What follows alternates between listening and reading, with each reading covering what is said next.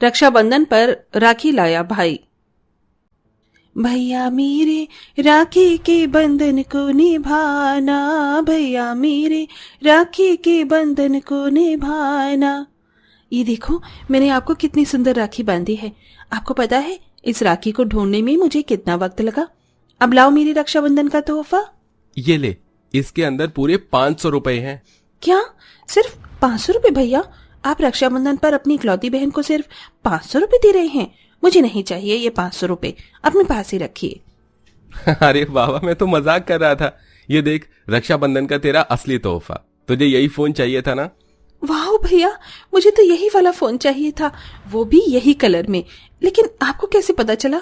बस पता चल गया, तेरा बड़ा भाई जो हूँ। रागिनी जतिन की इकलौती बहन थी, जिसके चलते जतिन अपनी बहन रागिनी से काफी ज्यादा प्यार करता था। दोनों बहन भाई का इतना प्यार देख उसकी माँ सरस्वती की आंखों में खुशी के आंसू आ जाते हैं। ऐसे ही समय गुजरता है और रागिनी की शादी की उम्र हो जाती है, जिसके चलते रागिनी के माता पिता उसका रिश्ता बड़े अच्छे और बड़े परिवार में तय करते हैं।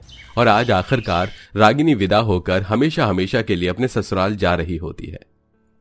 रागिनी, मेरी बहन, तू मुझे रक्षाबंधन पर राखी बांधने जरूर आएगी ना?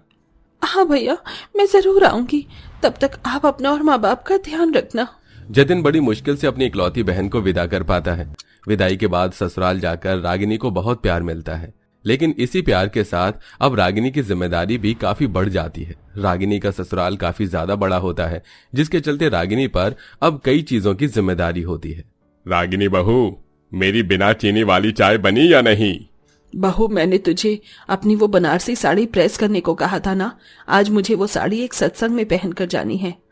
माँ जी, मैं वो इनका टिफिन पैक कर रही थी। बाबूजी की चाय बनाकर जल्दी से आपकी साड़ी प्रेस कर देती हूँ। बेचारी रागिनी की घर की सारी जिम्मेदारियां संभाल संभाल कर वो काफी थक चुकी थी, लेकिन इन सब के बावजूद भी रागिनी किसी से कोई शिकायत नहीं करती। ऐसे ही समय गुजरता है और अब एक बार फिर रक्षाबंधन का त्योहार आने वाला होता है। 2 हफ्ते बाद मेरा और भैया का मन पसंदीदा त्योहार आने वाला है। इस बार रक्षाबंधन पर मैं भैया के लिए व्रत रखूंगी और उनके लिए कोई गिफ्ट भी खरीदूंगी। हर साल वो मुझे रक्षाबंधन पर इतने अच्छे अच्छे तोहफे देते हैं, इस बार मैं उन्हें तोहफा दूंगी। रक्षाबंधन करीब आता देख रागिनी रक्षाबंधन की शॉपिंग करना भी शुरू कर देती है। अरे, ये तो वही घड़ी है जो भैया को काफी टाइम से चाहिए थी। इस रक्षाबंधन पर मैं उन्हें यही घड़ी गिफ्ट में दूंगी। रागिनी अपने भैया के लिए उसकी मनपसंद घड़ी खरीद लेती है और ढेर सारी शॉपिंग भी करती है। वहीं दूसरी तरफ, क्या हुआ जतिन बेटा, काफी परेशान लग रहा है। कुछ समझ नहीं आ रहा कि रक्षाबंधन पर मैं रागिनी को क्या तोहफा दूं। शादी के बाद ये रागिनी का पहला रक्षाबंधन है। सोच रहा हूं उसे कोई कीमती सा तोहफा दूं, पर मैं तो ये भी सोच रहा हूं जब मेरी बहन मुझे राखी बांधने के लिए आएगी तब मैं उसका बड़े धूमधाम से स्वागत करूंगा। दोनों बहन भाई रक्षाबंधन को लेकर काफी खुश होते हैं और बेसब्री से रक्षाबंधन का इंतजार भी कर रहे होते हैं। ऐसे ही थोड़ा समय और गुजरता है और अब रक्षाबंधन को सिर्फ एक दिन रह जाता है। ये क्या रागिनी, तुमने तो हाथों पर मेहंदी लगवा ली। अब रक्षाबंधन की सारी तैयारियां कौन करेगा? याद है ना तुम्हें कि हमारी दोनों नंदे आ रही हैं और मैं तो कल सुबह ही अपने मायके निकल जाऊंगी। भाभी आप फिक्र मत करो, थोड़ी देर में जैसे ही मेहंदी सूखेगी तो मैं रक्षाबंधन की सारी तैयारी कर दूंगी। आखिरकार मुझे भी तो राखी बांधने के लिए घर जाना है।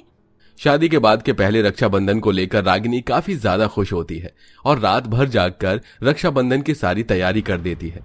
साथ में ढेर सारे पकवान भी बनाकर रख देती है। सुबह होते ही रागिनी मंदिर में जाकर भगवान की पूजा पाठ करती है और व्रत रख के अच्छे से तैयार होकर राखी बांधने के लिए अपने मायके निकल रही होती है कि तभी रागिनी की सास सोमलता, अरे रागिनी बहू, ये इतना तैयार होकर कहाँ जा रही है? माँ जी, आपको याद नहीं कि आज रक्षाबंधन है? मैं अपने भैया को राखी बांधने के लिए मायके जा रही हूँ। अगर तू भी मायके चली जाएगी तो तेरे जाने के बाद घर पर आए मेहमानों को कौन संभालेगा? थोड़ी देर में तेरी नंदे भी राखी बांधने के लिए यहाँ आ रही हैं। लेकिन माँ जी, शादी के बाद ये मेरा पहला रक्षाबंधन है।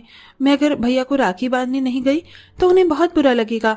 आज से पहले कभी ऐसा नहीं हुआ है कि मैंने रक्षाबंधन पर भैया को राखी न बांधी हो। तो बहू, मैं तुझे कौन सा राखी बांधने के लिए मना कर रही हूँ? बांध लेना, लेकिन अभी नहीं। तू एक काम कर, तू शाम तक अपने मायके चली जाइयो।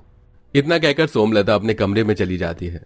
अपनी सास की बात सुन बेचारी रागिनी रक्षाबंधन पर राखी बांधने के लिए नहीं जा पाती और ससुराल में रहकर रक्षाबंधन की तैयारी करती है। थोड़ी देर में रागिनी की दोनों नंदें भी आ जाती हैं। अभी तो राखी बांधने का मुहूर्त शुरू होने में थोड़ा वक्त है। भाभी, तब तक आप हमारे लिए कुछ बना दो। उमा नंदिनी, मैंने इतना सब कुछ बनाया तो है तुम लोगों के लिए। नहीं भाभी, हमारे ये खाने का बिल्कुल भी मन नहीं कर रहा है। आप हमारे लिए कुछ स्पाइसी सा बना दो। बेचारी रागिनी किचन में जाती है और अपनी नंद के कहे मुताबिक उनके लिए खाना बनाने लगती है कि तभी रागिनी की दोनों नंदें किचन में आ जाती हैं। भाभी, आप तो बड़ी जल्दी जल्दी खाना बना रही हो। लगता है आपकी कोई ट्रेन छूटने वाली है। उमा, शादी के बाद ही मेरा पहला रक्षाबंधन है, इसीलिए मैं जल्दी जल्दी सारे काम कर रही हूँ ताकि फ्री होकर अपने भैया को राखी बांधने के लिए जा सकूं। भाभी, अगर आप अपने मायके चली जाओगी तो यहाँ पर सारी चीज कौन संभालेगा? अभी तो हम आए हैं और आप क्या चाहती हो कि हम अपने भाई के आते ही घर के कामों में लग जाएं? अपनी नंदों की बात सुनकर बेचारी रागिनी काफी उदास हो जाती है। जहां एक तरफ रागिनी अपनी ससुराल की जिम्मेदारियों के चलते अपने भाई को राखी बांधने के लिए नहीं जा पा रही थी, वहीं जतिन रागिनी का बेसब्री से इंतजार कर रहा होता है। थोड़ी देर में मेरी बहन आती होगी। बैंड वालों, जैसे ही मेरी बहन आएगी तो अच्छे से बैंड बजाना। हाँ, आज तो मेरी बहन अपना इतना अच्छा स्वागत देखकर काफी खुश हो जाएगी। अरे वाह नंदनी, तो बड़ी सुंदर राखी लाई अपने भाई के लिए। हाँ माँ, राखी तो सुंदर होगी ही ना, क्योंकि मैं जो लाई हूँ। अच्छा, बातें बंद कर और जल्दी से राखी बांध, वरना तुझे तेरा तोहफा नहीं मिलेगा। इतना हंसी मजाक और प्यार के साथ राखी बांधता देख रागिनी को अपने भाई की याद आने लगती है कि तभी अब जल्दी से मेरी नंदी ने राखी बांधी, फिर मैं भी राखी बांधने के लिए अपने मायके चली जाऊंगी। रागिनी इतना बोल ही रही होती है कि तभी दुर्गेश्वर की बहन भी उसे राखी बांधने के लिए आ जाती है। अरे, मुझे तो लगा कि मेरी बहन इस साल मुझे राखी बांधने के लिए आएगी ही नहीं।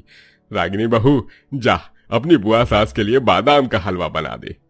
रागिनी जब भी अपने मायके निकलने की कोशिश करती, कोई ना कोई उसे काम पकड़ा दिया करता था। अरे अनिका, तू तो हॉस्टल में थी ना? हाँ भैया, हॉस्टल में तो थी, लेकिन स्पेशली आपकी राखी बांधने के लिए मैं छुट्टी लेकर आई हूँ। कहने को आपकी पड़ोसन हो, लेकिन आप मेरे लिए सगे भाई जैसे हैं। बार बार मेहमान के आने की वजह से रागिनी को किचन में उनके लिए कुछ न कुछ बनाना पड़ रहा था, जिसके चलते अब धीरे धीरे राखी का मुहूर्त निकलने लगता है, जिसे देख रागिनी अपने सास से मायके जाने की बात करती है। तू कोई बच्ची नहीं है जो तुझे एक चीज बार बार समझानी पड़े। अरे आज नहीं तो कल अपने भाई को राखी बांध लियो। देख नहीं रही घर में कितने सारे मेहमान आ रहे हैं। जब रक्षाबंधन आज है तो मैं कल कैसे अपने भाई को राखी बांधूं? मेरा भैया कितना बेसब्री से मेरा इंतजार कर रहे होंगे। अरे आपने 2 बजे कहा था, 4 बजने को आए हैं, अभी तक आपकी बहन आई नहीं। जब वो आ जाए तो आप हमें कॉल करके बुला लीजिए भाई। अरे रक्षाबंधन पर मेरी बहन मुझे राखी बांधने ना आए, ऐसा हो ही नहीं सकता।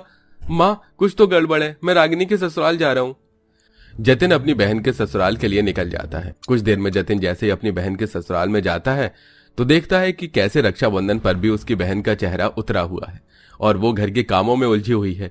रागिनी जैसे ही अपने भाई को देखती है तो वो भागती हुई उसके गले लग जाती है और जोर जोर से रोने लगती है। भैया आप आ गए? बहन, तू नहीं आई तो मैं आ गया। तुझे पता है मैं सुबह से कितना तेरा इंतजार कर रहा था। भैया, मैंने बहुत कोशिश की यहाँ से निकलने की, लेकिन बार बार काम की वजह से नहीं निकल पाई। मुझे तो लगा कि आज मैं आपको राखी बांध ही नहीं पाऊंगी। ऐसा कभी नहीं होगा। ये देख, इस रक्षाबंधन पर मैं राखी लेकर आया हूँ।